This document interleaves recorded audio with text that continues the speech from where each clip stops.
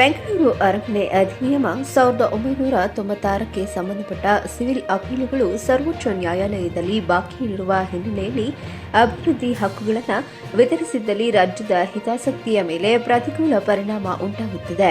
ಅದಕ್ಕಾಗಿ ಬೆಂಗಳೂರು ಅರಮನೆ ಮೈದಾನದ ಜಾಗವನ್ನು ಬಳಸಿಕೊಳ್ಳಲು ಮತ್ತು ನಿಯಂತ್ರಿಸಲು ಸುಗ್ರೀವಾಜ್ಞೆ ಹೊರಡಿಸಲು ರಾಜ್ಯ ಸರ್ಕಾರ ತೀರ್ಮಾನಿಸಿದೆ ಎಂದು ಕಾನೂನು ಮತ್ತು ಪ್ರವಾಸೋದ್ಯಮ ಸಚಿವ ಎಚ್.ಕೆ. ಪಾಟೀಲ್ ರವರು ತಿಳಿಸಿದರು. ಬೆಂಗಳೂರು ಅರಮನೆ ಅಧಿನಿಯಮ 1996ರ ಖಂಡಿಕೆ 8 ಮತ್ತು 9ರಲ್ಲಿ ರು11 ಕೋಟಿಗಳನ್ನು ನಿಗದಿಗೊಳಿಸಲಾಗಿತ್ತು. ಸದರಿ ಕಾನೂನಿನ ಸಾಂವಿಧಾನಿಕ ಸಿಂಧುತ್ವವನ್ನು ಕರ್ನಾಟಕ ರಾಜ್ಯ ಉಚ್ಚ ನ್ಯಾಯಾಲಯವು ಎತ್ತಿ ಹಿಡಿದಿರುತ್ತದೆ. 1996ರ ಈ ಕಾಯ್ದೆಗೆ ಮಾನ್ಯ ಸರ್ವೋಚ್ಚ ನ್ಯಾಯಾಲಯದಿಂದ ಯಾವುದೇ ತಡೆಯಾಜ್ಞೆ ಇಲ್ಲ. ಆದರೆ ದಿನಾಂಕ 10/12/2024ರ ಮಾನ್ಯ ಸರ್ವೋಚ್ಚ ನ್ಯಾಯಾಲಯದ ತೀರ್ಪಿನಲ್ಲಿ ನ್ಯಾಯಾಂಗ ನಿಂದನೆ ಪ್ರಕರಣ ಮತ್ತು ಇತರೆ ಪ್ರಕರಣಗಳಲ್ಲಿ ಕರ್ನಾಟಕ ಸ್ಟ್ಯಾಂಪ್ ಕಾಯ್ದೆಯ ಸೆಕ್ಷನ್ 45ಬಿಗೆ ಅನುಗುಣವಾಗಿ ಬೆಂಗಳೂರು ಅರಮನೆ ಮೈದಾನಕ್ಕೆ ಹೊಂದಿಕೊಂಡಂತಹ ಪ್ರದೇಶಗಳಿಗೆ ಚಾಲ್ತಿಯಲ್ಲಿರುವ ಮಾರ್ಗಸೂಚಿ ಮೌಲ್ಯಕ್ಕೆ ಅನುಗುಣವಾಗಿ ರಸ್ತೆ ಅಗಲೀಕರಣ ಉದ್ದೇಶಕ್ಕಾಗಿ ಬೆಂಗಳೂರು ಅರಮನೆ ಜಾಗವನ್ನು ಮೌಲ್ಯೀಕರಿಸಿ ವರ್ಗಾವಣೆ ಮಾಡಬಹುದಾದ ಅಭಿವೃದ್ಧಿ ಹಕ್ಕುಗಳನ್ನು ನೀಡುವಂತೆ ಆದೇಶಿಸಿದೆ.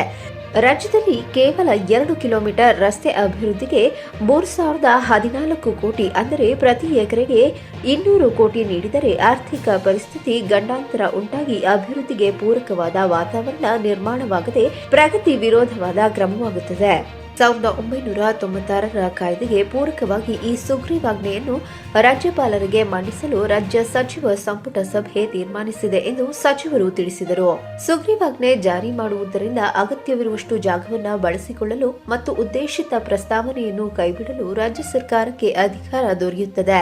ಯಾವುದೇ ನ್ಯಾಯಾಲಯದ ತೀರ್ಪು ಅಥವಾ ಸರ್ಕಾರವು ಈ ಮೊದಲು ಕೈಗೊಂಡ ಯಾವುದೇ ತೀರ್ಮಾನದಂತೆ ಯಾವುದೇ ಮೂಲ ಸೌಕರ್ಯ ಯೋಜನೆಯಿಂದ ಭಾಗಶಃ ಅಥವಾ ಸಂಪೂರ್ಣವಾಗಿ ಹಿಂದೆ ಸರಿಯಲು ಈ ಸುಗ್ರೀವಾಜ್ಞೆ ಅವಕಾಶ ಕಲ್ಪಿಸುತ್ತದೆ ಎಂದು ಸಚಿವರು ವಿವರಿಸಿದರು. 2011ರಲ್ಲಿ ಬೆಂಗಳೂರು ಅರಮನೆ ಮೈದಾನಕ್ಕೆ ಸೇರಿದ ಆಸ್ತಿಯ 15 ಎಕರೆ 39 ಗುಂಟೆ ಜಾಗವನ್ನು ಬಳಸಿಕೊಂಡು ಬೆಂಗಳೂರು ಅರಮನೆ ಮೈದಾನಕ್ಕೆ ಹೊಂದಿಕೊಂಡಿರುವ ಬಳ್ಳಾರಿ ರಸ್ತೆ ಮತ್ತು ಜಯಮಹಲ್ ರಸ್ತೆಯನ್ನು ಅಗಲೀಕರಣಗೊಳಿಸುವ ಸಂಬಂಧ ಮಧ್ಯಂತರ ಅರ್ಜಿಯನ್ನು ದಾಖಲಿಸಿದಾಗ ಸದರಿ ಮಧ್ಯಂತರ ಅರ್ಜಿಯು ವಿಚಾರಣೆ ನಡೆಸಿದ ಸರ್ವೋಚ್ಚ ನ್ಯಾಯಾಲಯವು 2014ರಲ್ಲಿ ಟಿಡಿಆರ್ ನಿಯಮಗಳ ಪ್ರಕಾರ ಟಿಡಿಆರ್ ಷರತ್ತಿಗೊಳಪಡಿಸಿ ಜಾಗವನ್ನು ಬಳಸಿಕೊಳ್ಳಲು ಅನುಮತಿ ನೀಡಿರುತ್ತದೆ. ಮಾನ್ಯ ಸರ್ವೋಚ್ಚ ನ್ಯಾಯಾಲಯವು ನಿಗದಿಪಡಿಸಿರುವ ಭೂಸ್ವಾಧೀನ ಮೊತ್ತವು ರಾಜ್ಯದ ಮೇಲೆ ಹೆಚ್ಚಿನ ಆರ್ಥಿಕ ಹೊರೆಯಾಗಲಿದ್ದು ಆರ್ಥಿಕ ಶಿಸ್ತಿನ ಮೇಲೆ ಪ್ರತಿಕೂಲ ಪರಿಣಾಮ ಬೀರುತ್ತದೆ. ಆರ್ಥಿಕ ಶಿಸ್ತಿನ ತತ್ವಗಳನ್ನು ಅನುಸರಿಸದೆ ಅಂತಹ ಮೂಲ ಸೌಕರ್ಯ ಯೋಜನೆಗಳ ಮೇಲೆ ನೀತಿ ನಿರ್ಣಯಗಳನ್ನು ತೆಗೆದುಕೊಳ್ಳಲು ಕಷ್ಟ ಸಾಧ್ಯ. ನೀತಿ ನಿಯಮಗಳ ವಿಷಯಗಳಿಗೆ ಸಂಬಂಧಿಸಿದಂತೆ ವಿಷಯಗಳ ಕುರಿತು ನಿರ್ಧರಿಸುವಾಗ ರಾಜ್ಯದ ಆರ್ಥಿಕ ನೀತಿಯನ್ನು ಕಡ್ಡಾಯವಾಗಿ ಪಾಲಿಸಬೇಕಾಗುತ್ತದೆ. ಆರ್ಥಿಕವಾಗಿ ಕಾರ್ಯಸಾಧುವಲ್ಲದ ಯಾವುದೇ ಯೋಜನೆಯು ಸಾರ್ವಜನಿಕ ಹಿತಾಸಕ್ತಿಗೆ ಮತ್ತು ಸಾರ್ವಜನಿಕ ನೀತಿಗೆ ವಿರುದ್ಧವಾಗಿರುತ್ತದೆ.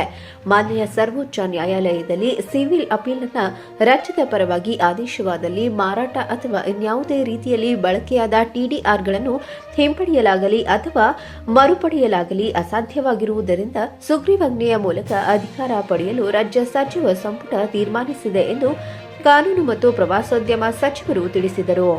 ಕರ್ನಾಟಕ ಸರ್ಕಾರ ಕಾರ್ಯಕಲಾಪಗಳ ನಿರ್ವಹಣೆ ನಿಯಮಗಳಿಗೆ ತಿದ್ದುಪಡಿ ಅಧ್ಯಾದೇಶಗಳು ಒಳಗೊಂಡಂತೆ ಶಾಸನಗಳ ಪ್ರಸ್ತಾವಗಳು ಆದರೆ ಪೂರ್ಣವಾಗಿ ಔಪಚಾರಿಕ ಸ್ವರೂಪದ ಅಥವಾ ಅತಿ ಕಡಿಮೆ ಪ್ರಾಮುಖ್ಯತೆ ಹೊಂದಿರುವ ವಿಷಯಗಳೆಂದು ಮುಖ್ಯಮಂತ್ರಿಯವರು ಅಭಿಪ್ರಾಯ ಪಡುವ ಪ್ರಸ್ತಾವಗಳನ್ನು ಹೊರತುಪಡಿಸಿ ಎಂಬ ನಿಯಮವನ್ನು ತಿದ್ದುಪಡಿ ಮಾಡಿ ತುರ್ತು ಸಂದರ್ಭಗಳಲ್ಲಿ ರಾಜ್ಯ ಸಚಿವ ಸಂಪುಟದ ಪೂರ್ವಾನುಮೋದನೆ ಇಲ್ಲದೆ ರಾಜ್ಯ ವಿಧಾನಮಂಡಲದಲ್ಲಿ ವಿಧೇಯಕಗಳನ್ನು ಮಂಡಿಸಲು ಮುಖ್ಯಮಂತ್ರಿಗಳಿಗೆ ಅಧಿಕಾರ ನೀಡಿರುತ್ತದೆ. ಇಂತಹ ಪ್ರಸ್ತಾವನೆಗಳಿಗೆ ಘಟನೋತ್ತರ ಮಂಜೂರಾತಿ ಪಡೆಯಲು ಈ ತಿದ್ದುಪಡಿಯಲ್ಲಿ ಅವಕಾಶ ನೀಡುತ್ತದೆ. ನಮ್ಮ ಬಿಎನ್ಎನ್ ಚಾನೆಲ್ ಅನ್ನು ಸಬ್ಸ್ಕ್ರೈಬ್ ಮಾಡಿ, ಶೇರ್ ಮಾಡಿ, ಬೆಲ್ ಐಕಾನ್ ಅನ್ನು ಒತ್ತಿ ನಮ್ಮ ನಿರಂತರ ಅಪ್ಡೇಟ್ಗಳನ್ನು ವೀಕ್ಷಿಸಿ. ಬೆಂಗಳೂರು ಅರಮನೆಯ ಭೂಮಿ ಜಾಗೆಯನ್ನ ಬಳಸಿಕೊಳ್ಳೋದಕ್ಕೆ ಸುಗ್ರೀವಾಜ್ಞೆಯನ್ನ ಹೊರಡಿಸೋದ್ರ ಬಗ್ಗೆ ರಾಜ್ಯ ಸಚಿವ ಸಂಪುಟ ನಿರ್ಣಯ ಕೈಗೊಂಡಿದೆ. ಇವನ್ ಟುಡೇ ಮಾರುಕಟ್ಟೆ ಮೊತ್ತ ಪ್ರತಿ ಎಕರೆಗೆ ಸುಮಾರು 200 ಕೋಟಿಯಂತೆ 3,000 ಕೋಟಿ ರೂಪಾಯಿ ಕೊಟ್ಟು 15 ಎಕರೆ ಭೂಮಿ ತಗೊಳಕ್ ಸಾಧ್ಯ ಆಗುತ್ತೆ. ಇದರಿಂದ ನಮ್ಮ ಅಭಿವೃದ್ಧಿಗೆ ಪೂರಕವಾಗಿರ್ತಕ್ಕಂಥ ವಾತಾವರಣ ವಿರೋಧಿ ಕ್ರಮ ಆಗ್ತದೆ.